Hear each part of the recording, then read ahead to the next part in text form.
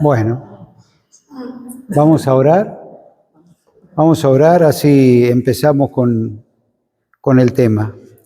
Padre que estás en los cielos, queremos agradecerte esta reunión que podemos celebrar y venimos a tu presencia para encomendarnos en tus manos y pedir tu bendición, para que sean abiertos los entendimientos, el discernimiento espiritual a través del Espíritu Santo, de tu palabra bendita, y ella alumbre, ella nos dé sabiduría y sepamos responder, Señor, en vidas que estén entendiendo cómo enfrentar este tiempo que nos toca vivir. Bendice tu palabra, bendice la reunión, te lo pedimos en el nombre del Señor Jesús.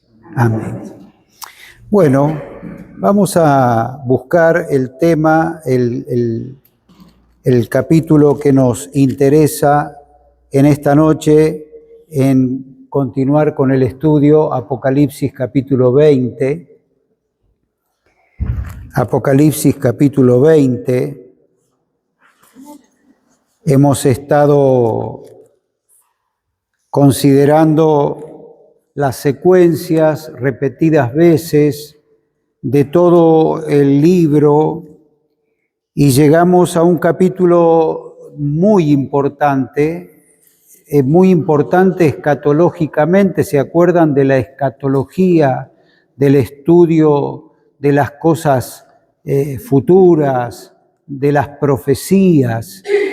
Y este capítulo tiene suprema importancia en esa secuencia de cosas que han traspasado las líneas de toda la historia de la raza.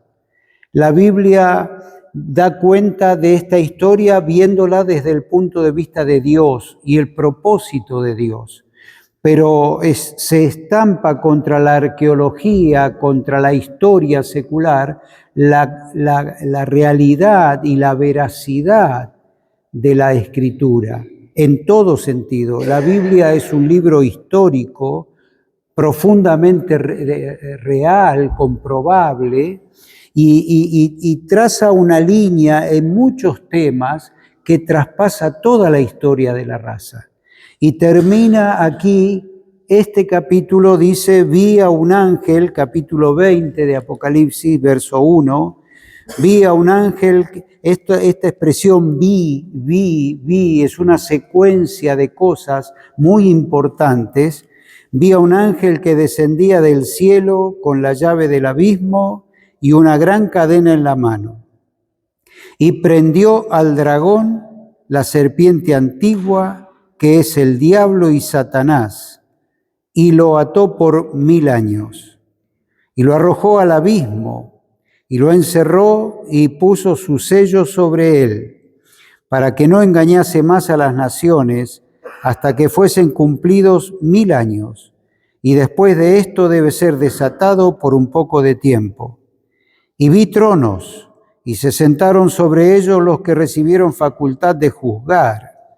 Y vi las almas de los decapitados por causa del testimonio de Jesús y por la palabra de Dios, los que no habían adorado a la bestia ni a su imagen, y que no recibieron la marca en sus frentes ni en sus manos, y vivieron y reinaron con Cristo 1000 años. Pero los otros muertos no volvieron a vivir hasta que se cumplieron 1000 años. Esta es la primera resurrección. Bienaventurado y santo el que tiene parte en la primera resurrección. La segunda muerte no tiene potestad sobre estos, sino que serán sacerdotes de Dios y de Cristo y reinarán con él 1000 años. Y cuando los 1000 años se cumplan, Satanás será suelto de su prisión y saldrá a engañar a las naciones que están en los 4 ángulos de la tierra, a Gog y a Magog, a fin de reunirlos para la batalla, el número de los cuales es como la arena del mar. Y subieron sobre la anchura de la tierra y rodearon el campamento de los santos y la ciudad amada. Y de Dios descendió fuego del cielo y los consumió. Y el diablo que los engañaba fue lanzado en el lago de fuego y azufre, donde estaban la bestia y el falso profeta, y serán atormentados día y noche por los siglos de los siglos. Y vi un gran trono blanco y al que estaba sentado en él, de delante del cual huyeron la tierra y el cielo, y ningún lugar se encontró para ellos. Y vi a los muertos, grandes y pequeños, de pie ante Dios. Y los libros fueron abiertos, y otro libro fue abierto, el cual es el libro de la vida. Y fueron juzgados los muertos por las cosas que estaban escritas en los libros, según sus obras. Y el mar entregó los muertos que había en él, y la muerte y el Hades entregaron los muertos que había en ellos. Y fueron juzgados cada uno según sus obras. Y la muerte y el Hades fueron lanzados al lago de fuego. Esta es la muerte segunda. Y el que no se halló inscrito en el libro de la vida fue lanzado al lago de fuego. Bueno, bienvenidos nuevamente a aquellos que se están sumando. Cada vez se me sientan más lejos, hay lugar para acá, cada vez se me sientan más lejos. Bueno, antes de entrar en el comentario, vamos a la primera carta a los Corintios. Primera carta a los Corintios, está después de Romanos, en el Nuevo Testamento, primera carta a los Corintios, otro capítulo muy importante, de tremenda importancia escatológica y de tremenda importancia doctrinal, primera Corintios 15. El título en mi Biblia es La resurrección de los muertos. Vamos a leer desde el verso 20. Leímos el capítulo 20 de Apocalipsis, ahora leemos 1 Corintios, primera epístola de Pablo a los Corintios, capítulo 15, verso 20. ¿Encontraron? Mas ahora Cristo ha resucitado de los muertos, primicias de los que durmieron es hecho. Verso 21.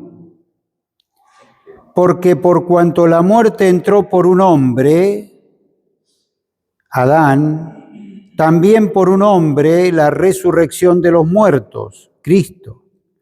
Porque así como en Adán todos mueren, también en Cristo todos serán vivificados. Pero cada uno en su debido orden. Cristo las primicias. Luego los que son de Cristo en su venida.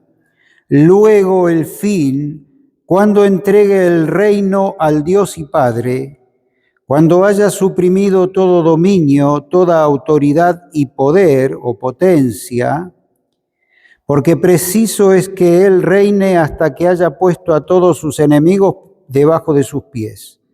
Y el postrer enemigo que será destruido es la muerte, porque todas las cosas las sujetó debajo de sus pies.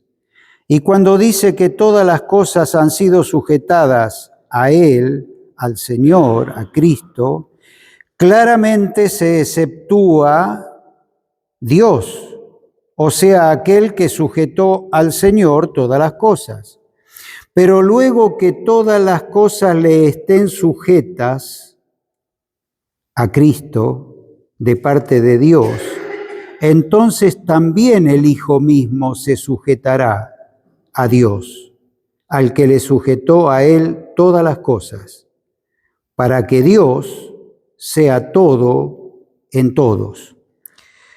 Voy a dejar marcado, bueno, podríamos dejarlo marcado, yo voy a volver a Apocalipsis 20, y tratando de hacer un resumen un poco general de lo que estamos viendo para ir entendiendo lentamente la posición, porque si nos detenemos verso por verso, pasaje por pasaje, perdemos de vista el aspecto general de todo este programa de Dios con respecto al hombre, con respecto a la creación, con respecto a la redención y al final de todas las cosas. Entonces dije, este capítulo 20 es muy importante porque está hablando de un reino. Todas las profecías del Antiguo Testamento, el cuerpo más grande de profecías del Antiguo Testamento refieren un reino de parte de Dios para Israel, terrenal, literal, que iba a ser gobernado por el hijo de David, la raíz de David, que fue el mismo Señor Jesucristo que vino del linaje de David, de la tribu de Judá, que nació en Belén, que murió en la cruz, y entonces él, sepultado y resucitado, iba a volver a reinar, pero en la profecía, lo que no entendieron aquellos profetas y aquel pueblo, que cuando vino el Mesías, que cuando lo recibieron en Jerusalén montado sobre un pollino de asno y decían, Hosana, bendito el que viene en el nombre del Señor, el rey venía, luego a la semana lo crucificaron, no entendieron esa profecía que tiene dos aspectos profundamente escatológicos. Uno, su primera venida para redimir y luego su segunda venida para reinar. El Señor para la iglesia es el Señor. Ustedes escuchan las canciones que nosotros también cantamos, que el Rey, que es el Rey, que Él reina, todavía no reina. Reina en la vida de los creyentes, pero en el mundo no reina.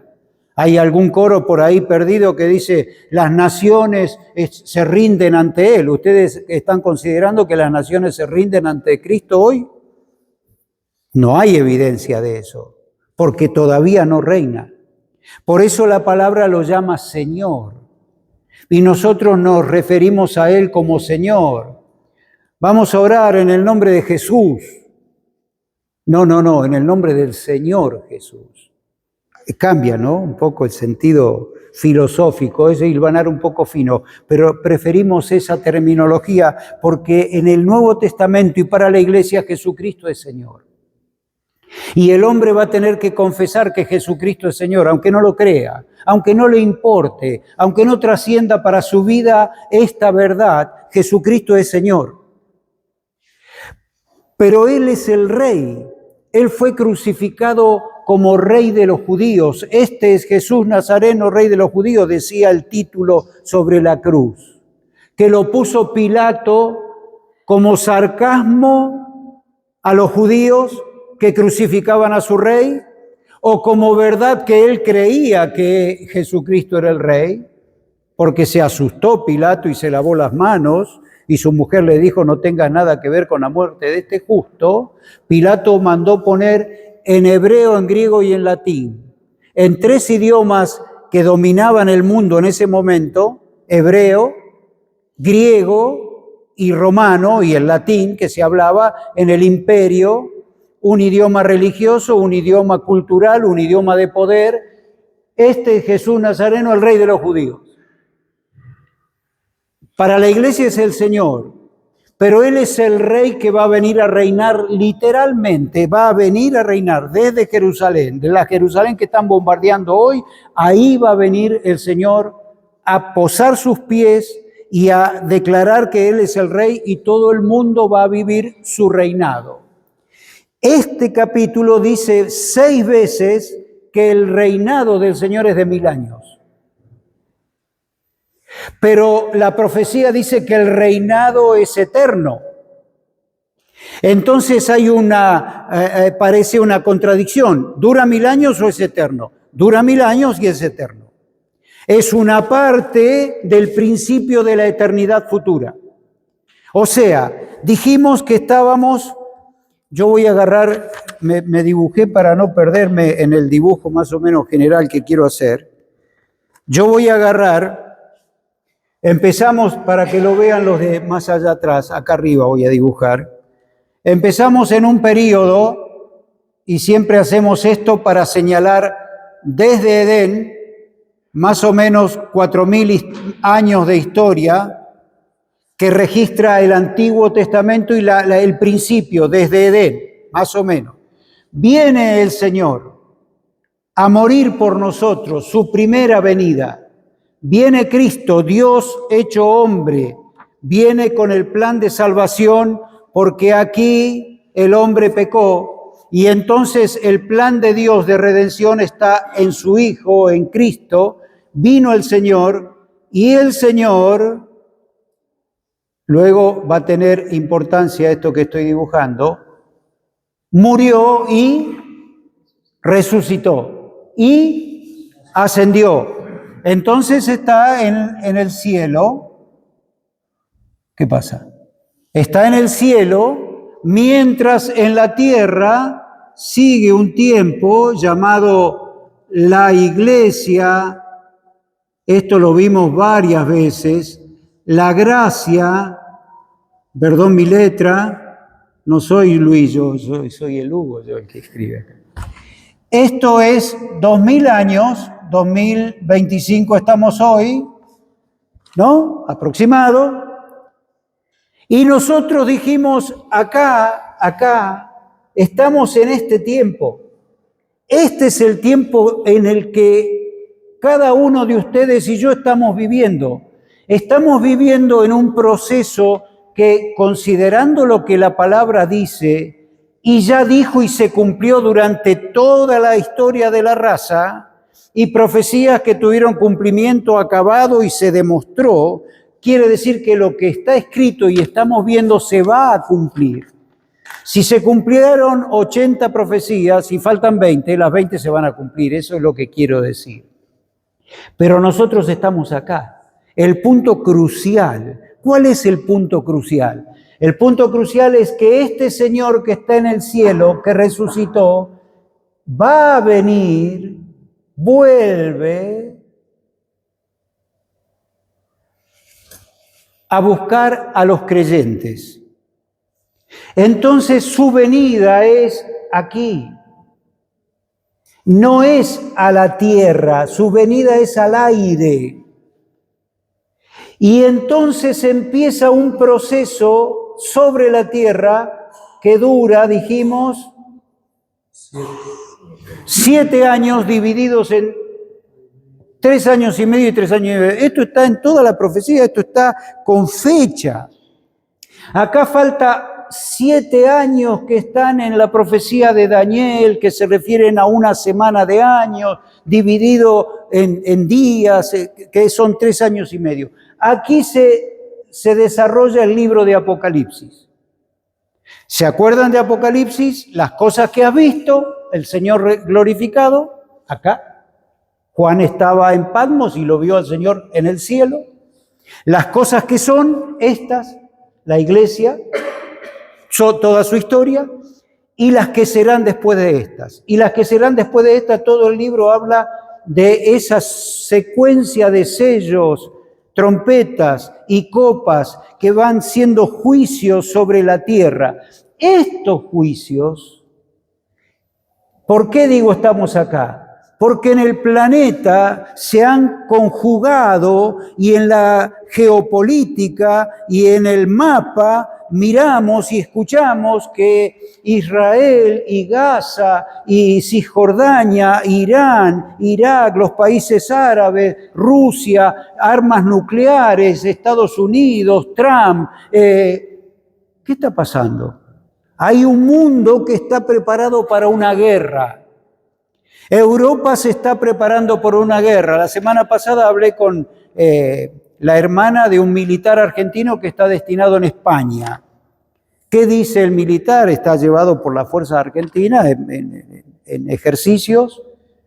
España se está abocando a la guerra. Dinamarca está reclutando mujeres. Alemania está por sacar una ley para reclutar hombres en servicio militar obligatorio porque los alemanes no se quieren voluntariamente enrolar en las Fuerzas Armadas. Europa se está preparando para la guerra, Norteamérica, China, y entonces tenemos un mapa que da cuenta de que aquí está por aparecer el inicio, ya apareció, pero no sabemos cuándo es la fecha, el Señor viene por su iglesia. Bueno, esto tiene que ser un llamado de atención para nosotros los creyentes, para los que no son creyentes, porque hay oportunidad de salvación mientras el Señor no viene. Cuando viene a buscar a su iglesia, los que escucharon el Evangelio hasta aquí, luego no tienen oportunidad de salvación. Van a tener oportunidad de salvación los que sigan aquí, porque se vuelve a predicar el Evangelio, se sigue predicando el Evangelio. Esto después lo vamos a ver. Entonces, este periodo que desarrollamos en el libro de Apocalipsis, de juicios, de batallas, de guerras, de armas nucleares, de posibles drones sobre el uso de todo lo que se está fabricando, 5% del Producto Bruto de todos los países más ricos del mundo, en este momento están siendo destinados a armamentos, en este momento. Entonces, la iglesia se va con el Señor, arrebatamiento. 1 Corintios 15, Filipenses capítulo 4, 7 años, y viene el Señor después de pasar 7 años con la iglesia, y vimos el tribunal de Cristo y las bodas del Cordero, 2 acontecimientos en el cielo con la iglesia. Viene el Señor a la tierra, viene a reinar el Señor. Este es el capítulo 20 de Apocalipsis. Nos faltan 7 años. ¿Cuándo empieza? No sé, pero de aquí a esto faltan 7 años. Mañana van a faltar 7, pasado van a faltar 7. ¿Se entiende esto? ¿Sí? Viene el Señor por la iglesia, nos lleva. El arrebatamiento, en un abrir de ojos, a la final trompeta, se toca la trompeta, los muertos resucitan, los muertos en Cristo resucitan primero, luego nosotros los que vivimos, los que hayamos quedado, seremos transformados y en un momento, en un átomo de tiempo, estaremos con el Señor en el aire, aquí. Luego el proceso bélico, luego los juicios, y entonces viene Cristo a reinar y lo va a ver todo ojo. Lo van a ver los judíos, lo van a ver todo el mundo. Va a estar el celular prendido y todo el mundo va a ver al Cristo viniendo, al Mesías viniendo, al crucificado viniendo, porque dice, harán lamentación por él, porque mirarán al que traspasaron. ¿Quién es a quien traspasaron? ¿Cómo lo traspasaron? Con clavos, con una lanza, y sus marcas están en su cuerpo, porque viene con un cuerpo glorioso a reinar. Y entonces, a ver cómo lo dibujé a esto. Entonces, esto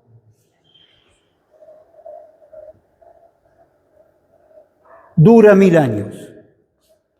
Este reino del rey David, o sea, del David profetizado, del hijo de David, del Señor, reinando desde Jerusalén, va a durar 1000 años. Por eso se llama milenio.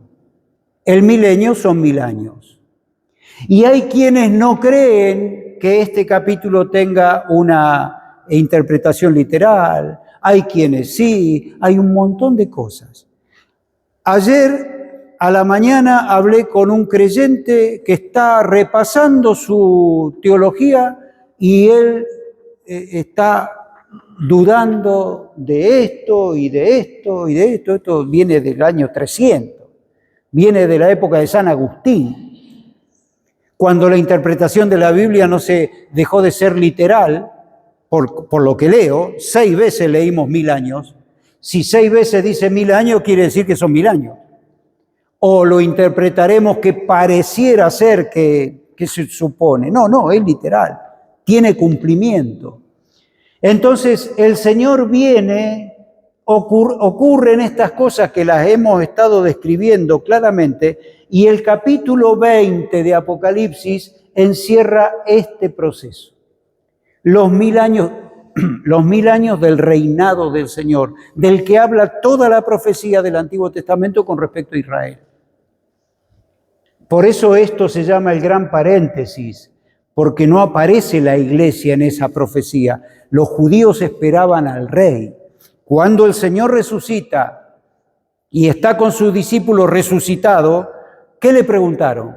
Señor, ¿restaurarás el reino de Israel en este tiempo o esperaremos a otro? ¿Cuándo va a ser?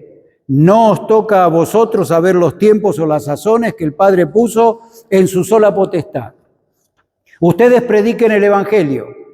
El reino se va a establecer, pero este misterio se va a resolver de otra forma. Entonces el Espíritu Santo le declara al apóstol Pablo el misterio escondido, que es la iglesia que estaba escondido aquí. Es como si yo me paro acá y veo un pico de montaña y veo otro pico de montaña pegadito al lado. De acá lo veo, digo, si subo a este, el otro debe estar pegadito. Resulta que caminé un día, llegué a la montaña y cuando llegué hay un valle enorme y me faltan 3 días más para llegar al otro pico. Pero desde acá están los dos juntitos. ¿Se entiende esto? ¿Sí? Esto es lo mismo. Muy bien, estamos aquí. Entonces, el reino dura 1000 años, pero el reino es eterno,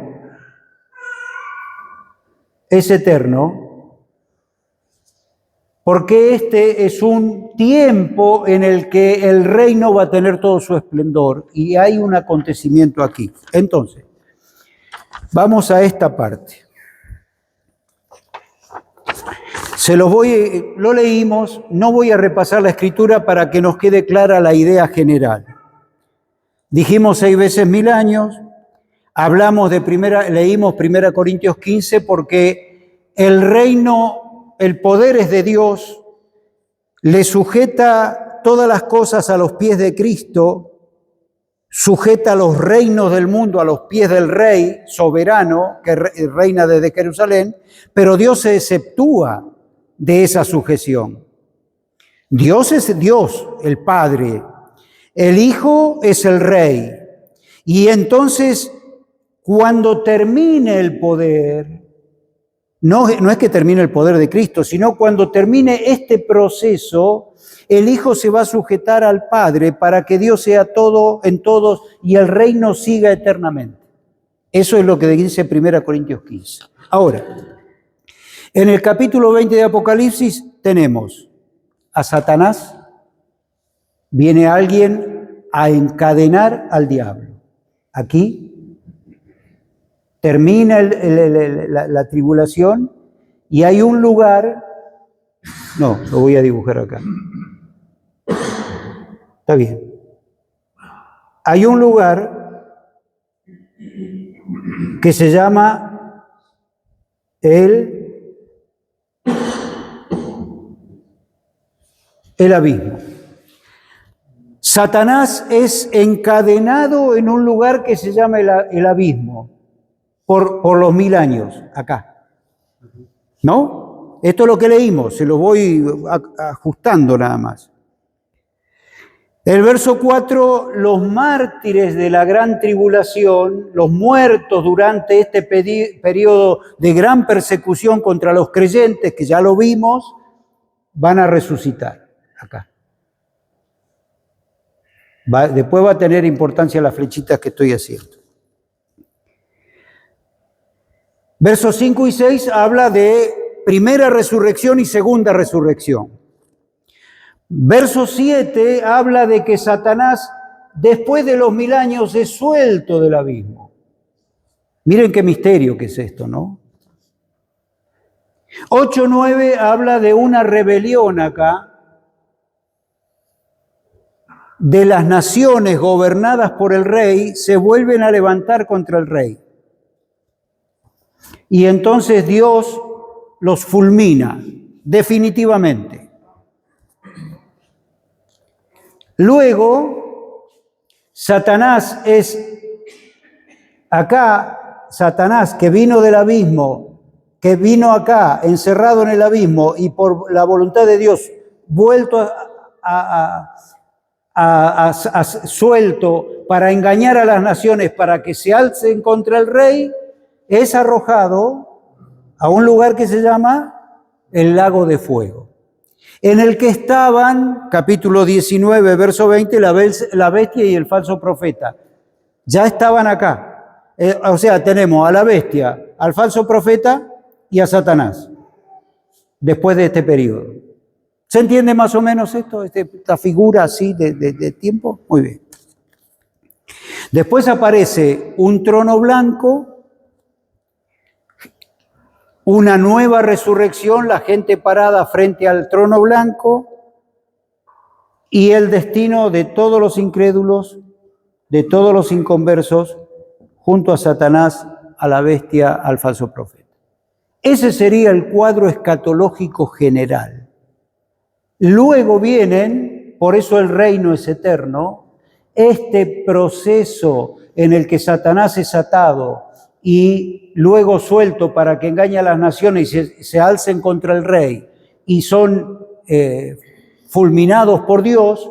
El reino sigue, pero ya sin estos actores que han hecho la oposición a Dios y a su rey. Muy bien, este sería capítulo 20 de Apocalipsis. Ahora, lo que interesa aquí es entender qué propósito tiene el milenio, para qué está el milenio y qué propósito tiene el milenio.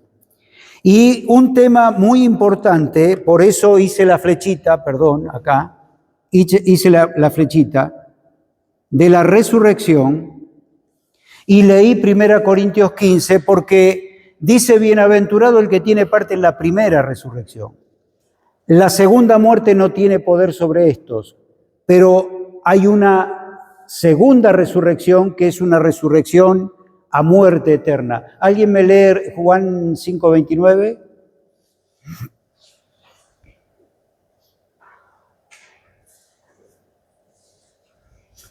Voy a borrar para que se entienda mejor. 5:29. Y los que hicieron lo bueno saldrán a resurrección de vida, mas los que hicieron lo malo a resurrección de condenación. Muy bien. Bueno, ese es un texto. Volvemos. El Señor, a ver si esto anda. El Señor murió, resucitó, primera resurrección, primicia de los que durmieron. Cristo resucitó. Esto es historia, esto es verdad. El único que resucitó de los muertos por poner su vida y volverla a tomar por el Espíritu eterno de Dios y el poder, el hombre que resucitó garantiza mi resurrección para vida. La resurrección está en toda la Biblia. El hombre va a morir y va a resucitar. Job decía: yo sé que mi Redentor vive y al fin se levantará sobre el polvo, y después de deshecha esta mi piel en mi carne y de ver a Dios. Yo mismo le veré, no otro. La resurrección del hombre está establecida en la Biblia. Muere, pero va a haber un tiempo de resurrección. ¿Cuándo? Cuando venga el que destruya a la muerte y destruya al que tiene el poder de la muerte, es a saber, al diablo. Lo hizo aquí. Cristo murió en la cruz y destruyó para siempre, derrotó para siempre al diablo. Sigue el proceso, el evangelio que dice: cree en el Señor Jesucristo y serás salvo. Para que no participes de la segunda muerte, de la segunda resurrección, que es resurrección a condenación. Pero esta primera resurrección que vimos aquí en el capítulo 20 de Apocalipsis tiene primicias Cristo, primera resurrección. Luego los que son de Cristo en su venida. Cuando viene el Señor a las nubes, los muertos en Cristo resucitarán primero. luego nosotros los que quedamos. Aquí hay un misterio, dice el apóstol Pablo, he aquí os digo un misterio, no todos dormiremos, pero todos seremos transformados. Lo mortal en inmortal, lo corruptible en incorruptible, y estaremos con el Señor, segunda resurrección.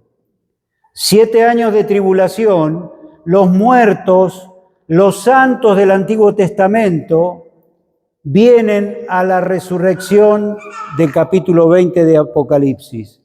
Aquí hay otra resurrección, la tercera resurrección. Y estos entran en el milenio.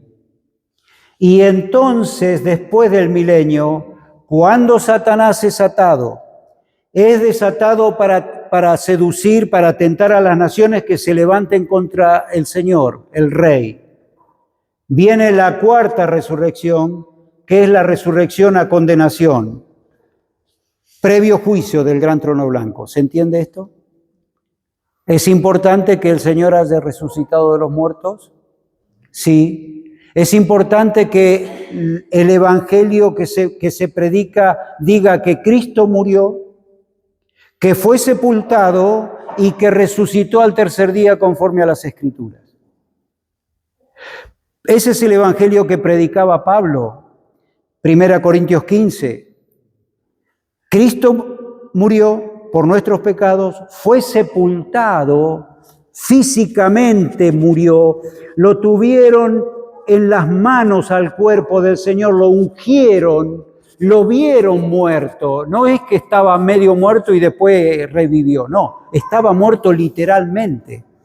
Para que un romano decrete que estaba muerto, fíjense lo que pasó en la cruz, en la crucifixión.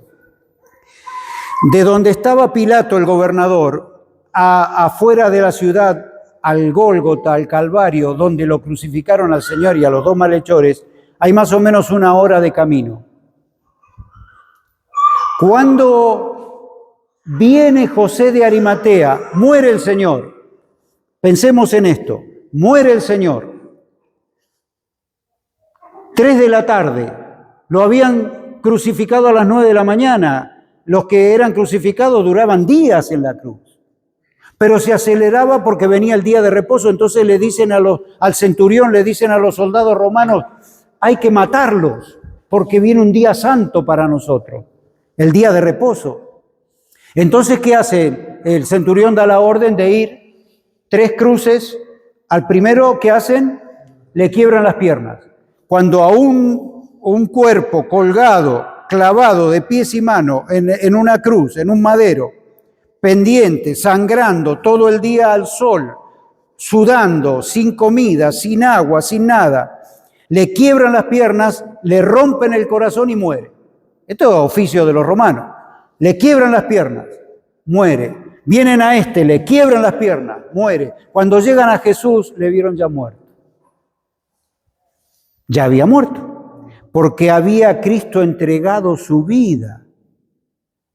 Se había partido su corazón por el dolor del pecado nuestro que Él cargó. Eso es lo que dice la palabra. Pero el soldado romano, para asegurar la muerte, le clava la lanza, le saca la lanza y sale... ¿Qué sale? Sangre y agua. ¿Por qué sangre y agua? Porque ya se había dividido el suero de la sangre. Entonces sale sangre y agua, y Juan, que estaba, imagínense que Cristo está acá crucificado y Juan está acá mirando. Juan, que estaba mirando, dice, el que lo vio da testimonio y su testimonio es verdadero para que vosotros también creáis. La lanza del soldado romano la vio Juan el apóstol y la describe, esto es historia. Y entonces el Señor Jesucristo fuese, para que se documente que esto es verdad, viene un hombre llamado José de Arimatea, va hasta Pilato, porque el día de reposo se acelera, era las 6 de la tarde y eran las 3 de la tarde, viene de allá, de afuera de la ciudad, y se encuentra con el gobernador, hasta que lo atiende el gobernador y le dice, quiero el cuerpo de Jesús. ¿Para qué? Para sepultarlo. Dice Pilato, ¿ya murió? ¿Cómo? No. Manda llamar al centurión.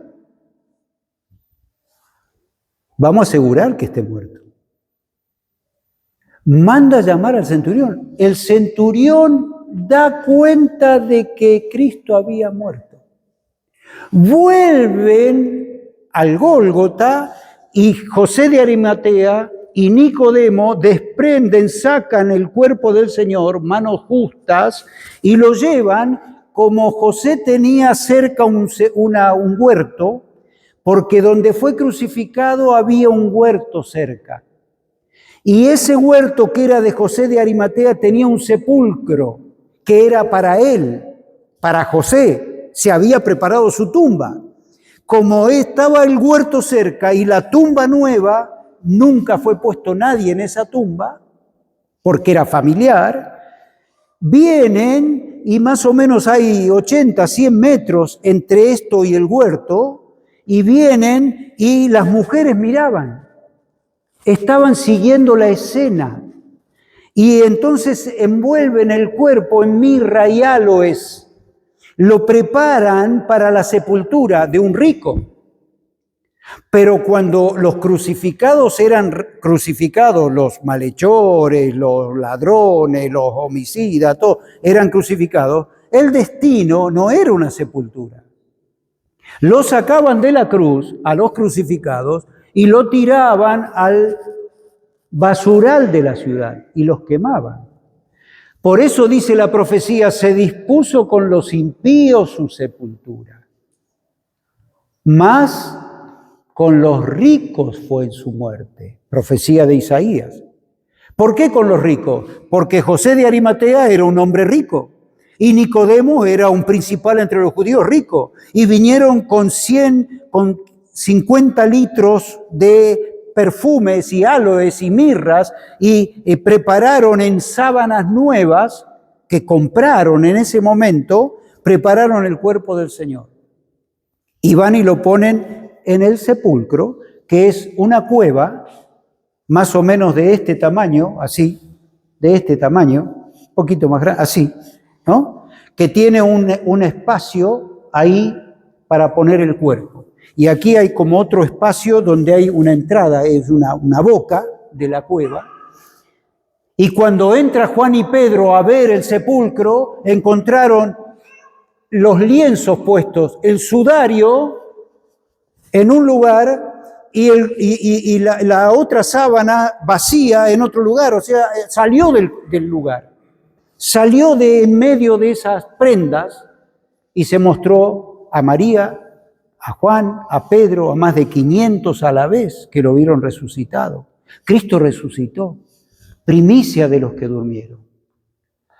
Yo voy a resucitar si me muero, pero mi esperanza no es la muerte, porque el Señor está por venir. Y si viene, va a resucitar a mi madre, a mi padre, a Chiquito y a todos los creyentes de toda la historia de la iglesia. Porque duermen, no murieron, duermen en Cristo. El creyente que muere, el hombre que cree en Cristo como su Salvador y muere, duerme, no muere. El muerto sin Cristo muere porque aquí va a resucitar para condenación, porque va a participar de la muerte segunda. Murió una vez, pero va a morir otra vez. Pero tiene que resucitar en cuerpo, grandes y pequeños de pie ante Dios. El mar entregó los muertos, el Hades entregó los muertos, los sepulcros entregaron los muertos y todos parados de pie ante Dios, el Señor en el trono, y se abren los libros y el nombre de este no está, y de este no está, y de este no está, y sus obras son malas, y negaron al Dios verdadero, y no reconocieron su pecado, y no creyeron en Cristo, y se burlaron de los evangélicos, y se burlaron de los creyentes, y rechazaron la vida de fe, y entonces, primero, tienen que doblar sus rodillas, toda esa masa, toda esa raza de pie ante Dios tiene que doblar sus rodillas, confesar con su boca que Jesús es el Señor ¿Se entiende esto? Primero tienen que confesar con su boca que Jesús es el Señor. Y entonces son lanzados al lago de fuego donde está el diablo y sus ángeles. Mateo 25. Mateo 25.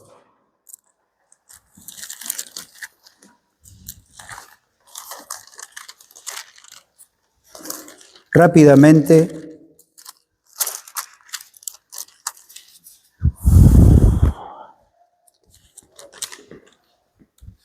Verso 41.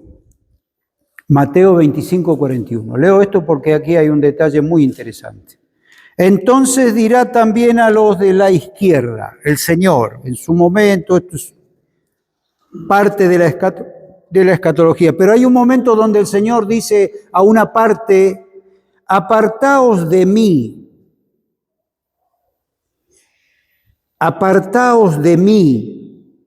malditos, que el Señor diga esto, al fuego eterno preparado para el diablo y sus ángeles. Este lugar, queridos, el infierno, fue preparado para el diablo y sus ángeles, no fue preparado para el hombre. El infierno del que habla la Biblia y es un lugar real, ahora lo vamos a ver. Verso 46. E irán estos al castigo eterno y los justos a la vida eterna. O sea, pobladores reales. Esto habla de hombres y mujeres, de seres presentes. Estos al castigo eterno y los justos a la vida eterna. Pero dice, apartaos de mí, malditos, apartaos de mí, pena de daño. Al fuego, pena de sentido, eterno, duración de la pena, preparado para el diablo y sus ángeles. Y estos van a ir y estos no van a ir, pobladores reales. Este es el infierno, este es el destino del hombre. ¿Por qué se predica el Evangelio? Porque de tal manera amó Dios al mundo, que ha dado a su Hijo unigénito, para que todo aquel que en Él cree no se pierda, no participe de la resurrección de muerte y de condenación. Bienaventurado el que tiene parte en la primera resurrección. Cristo, primicias, los que son de Cristo en su venida, luego de la tribulación, los mártires de la tribulación, los santos del Antiguo Testamento, pero estos van al castigo eterno. Estamos hablando de cosas muy solemnes, porque tu vida y mi vida son eternas. Yo cuando me muera, como soy creyente voy a dormir, si me muero, creo que el Señor va a venir antes, hace de toda la vida que estoy esperando esto, pero yo lo que veo ahora es, acelera el pulso, me pone muy, no ansioso, sino a la expectativa de cosas que mañana no sé, ahora llego a casa y prendo la tele, no sé qué está pasando, porque el mundo está en un polvorín, esto puede estallar, puede pasar más tiempo, ¿no? Pero cuidado, esto va a cambiar, la raza sabe que va a cambiar, el mundo sabe que va a cambiar, la ciencia sabe que va a cambiar, lo que pasa que está el sentido adormecido porque el diablo oscureció el entendimiento para que no resplandezca la luz del Evangelio. Y entonces no resplandece la luz del Evangelio y estamos viendo esto, nos están anunciando lo que va a pasar, nos está diciendo, el mundo está diciendo todos los días, la Tercera Guerra Mundial, Putin se juntó con Xi Jinping en China y hubo un desfile por los años del comunismo, despliegan misiles por todos lados. Vieron, los chinos fabricaron una nave nodriza de las que se desprenden cientos de drones a 15.000 metros de altura para marear a los radares. Ellos lo están fabricando ahora los chinos, por tonelada. Muy bien, esto está pasando ahora. Y ese evento y esos acontecimientos que dan cuenta de que el Señor está por venir, de que nosotros nos vamos a ir con Él, pero que el mundo va a destrucción y los hombres hablan sí, dice, parece que Putin quiere tirar armas nucleares a Ucrania, están de la cabeza. La bomba nuclear más chiquita que está en los depósitos hoy es 10 veces más grande que la de Hiroshima, hoy, la más chiquita. En Hiroshima murieron 70.000 personas cuando cayó la bomba, en el momento, 70.000. Tenía 100.000 habitantes la ciudad. Estamos hablando del año 45. Hoy hay armas nucleares que son 500 veces más poderosas. Puede destruir, en 7 minutos sale un arma nuclear de Rusia y destruye Londres. Esto ya está documentado, esto es así. Y hablan como si fuera una pavada. Y nosotros lo tomamos como que estamos inventando la pólvora y Hugo está hablando del futuro que parece un futuro que... Hermanos, cuando la profecía de Daniel dice la ciencia aumentará y los hombres volarán, ¿quién iba a suponer que iba a haber un avión? ¿Quién iba a suponer que iba a haber un avión supersónico? ¿Quién iba a haber nada? Bueno, estoy en punto. Entonces, ¿qué importancia tiene para nosotros esto? Es una advertencia. Para los creyentes, hablaba con una persona ayer mismo, y dice, esto me cambia la manera de pensar. Y claro, si no me cambia la manera de pensar es porque no me da resultado lo que estoy escuchando. Estoy siendo advertido de cosas eternas y supremas. El resto, lo que se está viviendo, y el mundo, dice la palabra, el mundo construye para el fuego. Dubái, los rascacielos, están haciendo un edificio de 1 kilómetro de alto en este momento, lo están construyendo. 1 kilómetro de alto, ya no tiene nombre. Bueno, todo para el fuego, todo va a ser destruido, todo Babilonia. ¿Y nosotros qué? ¿Y tu vida qué?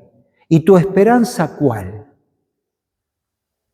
Todo el que tiene esta esperanza en Él se purifica a sí mismo, así como Él es puro. La esperanza en la segunda venida de Cristo siempre fue buena para el creyente, pero nunca tan importante como hoy.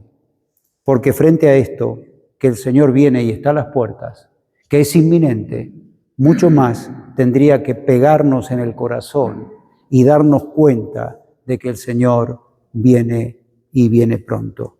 Luis va a terminar con una oración.